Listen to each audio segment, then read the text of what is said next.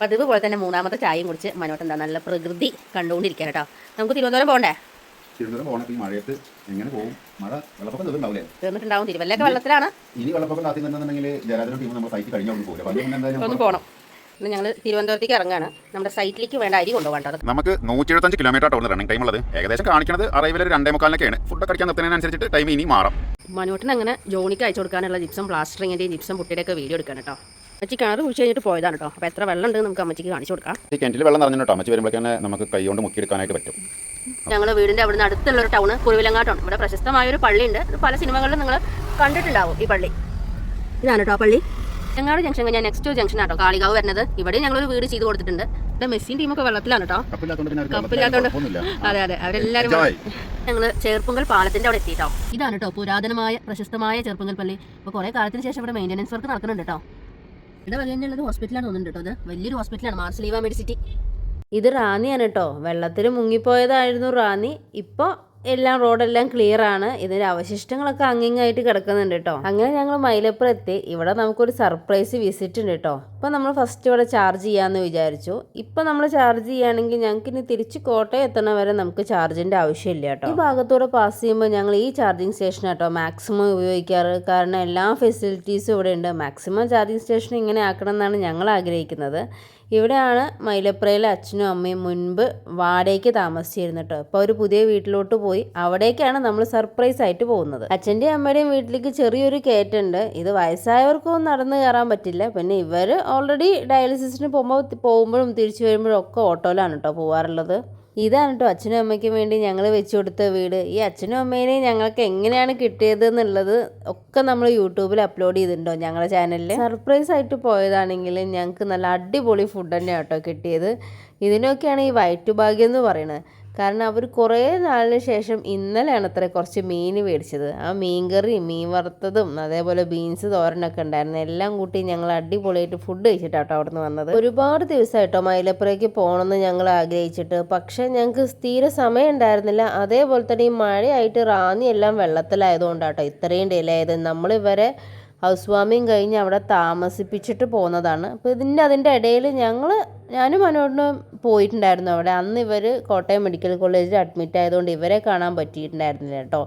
ഇപ്പോഴാണ് ആക്ച്വലി നമ്മൾ കാണുന്നത് കേട്ടോ ഹൗസ് വാമിങ് കഴിഞ്ഞിട്ട്. പിന്നെ അവർക്ക് ഞങ്ങളെ എന്നും വീഡിയോസിലൂടെ കാണുന്നതുകൊണ്ടേ എന്നും ഞങ്ങളെ കാണുന്ന പോലെയാണ്. പക്ഷെ ഞങ്ങളാണ് അവരെ വല്ലപ്പോഴും കാണുന്നത്. ഇതാണ് ഞാൻ പറഞ്ഞത്, നല്ല അടിപൊളി ഫുഡ് ഞങ്ങൾക്ക് വേണ്ടി അവിടെ ഉണ്ടായിരുന്നു എന്നുള്ളത്. അവർ പിന്നെ 2-3 ദിവസത്തിന് വെച്ച് കൂട്ടാനാണ് കേട്ടോ. കാരണം എന്താണെന്ന് വെച്ചാൽ അവർ ഡയാലിസിസിന് പോകുമ്പോഴാണ് പുറത്തേക്കൊക്കെ ഇറങ്ങണത്. അപ്പോൾ അങ്ങനെ പോകുന്ന സമയത്ത് മാത്രമാണ് മീനും അങ്ങനത്തെ കാര്യങ്ങളെല്ലാം മേടിച്ച് വെക്കണം. ഞങ്ങൾ പോയതുകൊണ്ട് മീൻ വറുത്തത് മീൻ കറി എല്ലാം ഫിനിഷ് ചെയ്തിട്ടാട്ടോ പോകുന്നത്. പിന്നെ അമ്മ കുറേ ചെടികളും കാര്യങ്ങളൊക്കെ പുതിയത് വെച്ചുകൊണ്ടിരിക്കുന്നുണ്ട്. ഞങ്ങൾക്ക് ഇതിൽ കുറച്ച് പണിയും കൂടി ഉണ്ട്. ഇവിടെ സൺഷെയ്ഡ് വെച്ച് കൊടുക്കാനുണ്ട്. അപ്പോൾ ഞങ്ങൾ 2 സൈഡും ഷീറ്റ് ഇടാന്നുള്ളത് കൊണ്ടാണ് നമ്മളവിടെ സൺഷെയ്ഡ് വെക്കാത്തത്. പക്ഷേ ഈ പണിത്തിരക്കൊണ്ട് ഞങ്ങൾക്ക് തീരെ പറ്റാഞ്ഞിട്ടാണ്. ഈ മഴയൊക്കെ ഒതുങ്ങി കഴിഞ്ഞാൽ ഇവിടെ ഷീറ്റും ഇട്ട് ഒരു ബോർവെല്ലും കൂടി അടിച്ചു കൊടുത്തു കഴിഞ്ഞാൽ ഇവരിവിടെ സുരക്ഷിതരായി കേട്ടോ. അപ്പോൾ ആ വീട്ടിൽ കയറുകൊണ്ട് 2:45 എന്നുള്ളത് 4:30 ആയിട്ട് കേട്ടോ. അപ്പോൾ ഇനിയും ഞങ്ങൾ എവിടെയെങ്കിലൊക്കെ വണ്ടി നിർത്തുകയാണെന്നുണ്ടെങ്കിൽ ഞങ്ങൾക്ക് ഇന്ന് തിരുവനന്തപുരത്ത് സ്റ്റേ ചെയ്യേണ്ടി വരും.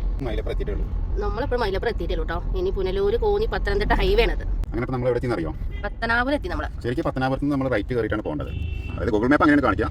പക്ഷേ നമ്മൾ അങ്ങനെ പോകില്ല. കാരണം ഇപ്പോൾ നമ്മൾ പോയോണ്ടിരിക്കുന്ന റോഡാണ് സൂപ്പർ റോഡ്, പുനലൂർ ഹൈവേ. അപ്പോൾ നേരെ നമ്മൾ പുനലൂർ പോയിട്ട് പോകും. കുറച്ച് കിലോമീറ്റർ കൂടുതലാണ്, പക്ഷേ എന്നാലും യാത്രാസുഖം ഈ റോഡിനാണ്. അങ്ങനെ നമ്മൾ പുനലൂർ എത്തിയിട്ടോ.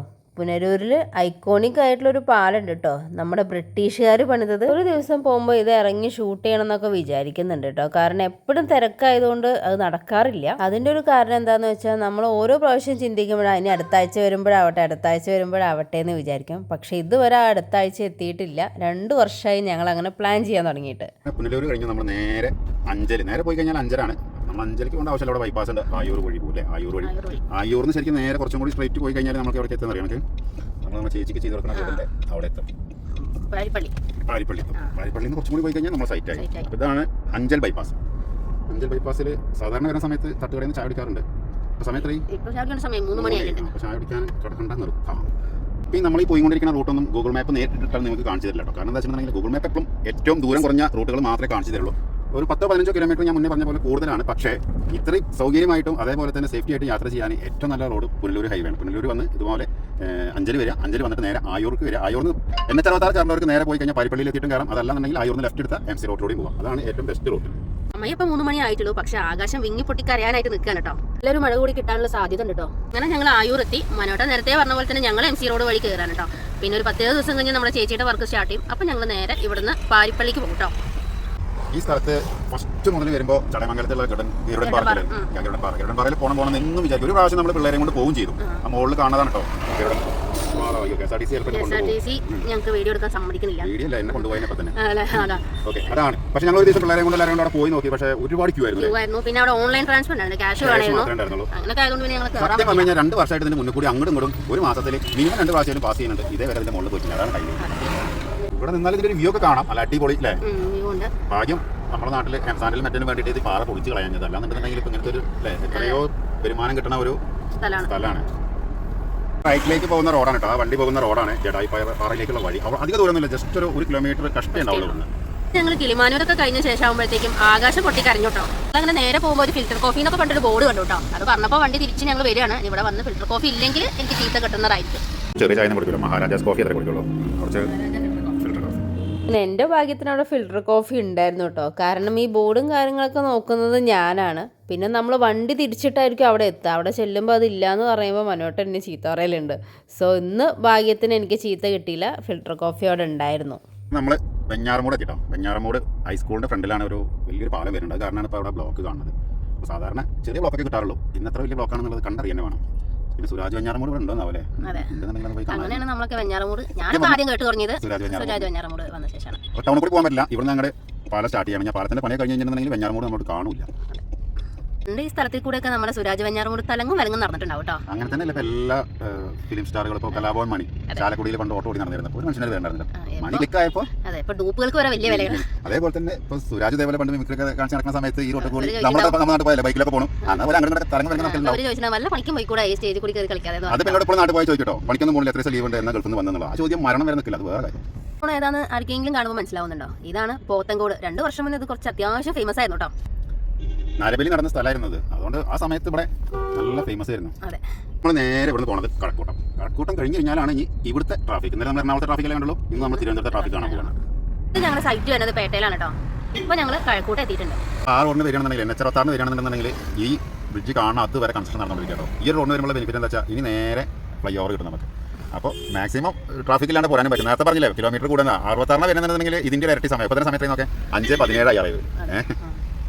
ഈ NH66 ഫുള്ളായിട്ട് ഇതുപോലെ പാലം പോലെ പണിയാണെന്നുണ്ടെങ്കിൽ എത്ര സൗകര്യമായിരുന്നു. ഈ മഴക്കെടുതിയിൽ അടിയിൽ വെള്ളം കെട്ടി നിൽക്കില്ല. അതുപോലെ തന്നെ അടിയിലുള്ള സ്പേസ് ആൾക്കാർക്ക് ഉപയോഗിക്കാം. ഇപ്പോൾ ഇവിടെ തന്നെ നോക്കി ഈ കണ്ട സ്ഥാപനങ്ങളിലുള്ള സകല വണ്ടിയുടെ പാർക്കിംഗ് ആയിട്ട് ഒരുപാട് കാര്യങ്ങൾ ഈ ഒരു പാലത്തിന്റെ അടിയിൽ ഉപയോഗിക്കുന്നുണ്ട്. ഇത് നമ്മുടെ ടെക്നോ പാർക്കാണ് കേട്ടോ. ഒരുപാട് ആൾക്കാർ ജോലി ചെയ്യുന്ന ഒരുപാട് കമ്പനിയുടെ ഹെഡ് ഓഫീസും കാര്യങ്ങളൊക്കെ ഒരുപാട് കമ്പനികളുടെ ഒരു ആസ്ഥാനമാണ്. ലുലുമാളിന്ന് ഞങ്ങളുടെ സൈറ്റിലോട്ട് ഏകദേശം ഒരു 4 കിലോമീറ്ററിൻ്റെ അടുത്തുള്ളൂ കേട്ടോ. പേട്ടയിലാണ് ഞങ്ങളുടെ സൈറ്റ് വരുന്നത്. അങ്ങനെ ഇപ്പോൾ ട്രിവാൻഡ്രം ലുലുമാൾ എത്തിയിട്ടുണ്ട്. ഞങ്ങൾ ലുലുമാൾ പോകണമെങ്കിൽ നമുക്ക് യൂട്ടേൺ എടുത്ത് പോകണം. ഞങ്ങൾക്ക് പോകേണ്ടത് നമ്മുടെ സൈറ്റിൽ ലെഫ്റ്റിലോട്ടാണ് കേട്ടോ.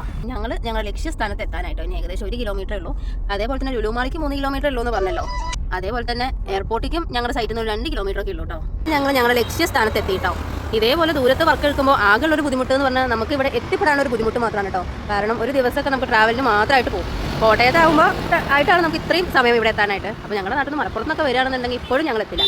എന്തായാലും ഇന്നത്തെ സീരീസ് ഇവിടെ അവസാനിപ്പിക്കുകയാണ്. നാളെ Day 4 ആയിട്ട് വരാം കേട്ടോ.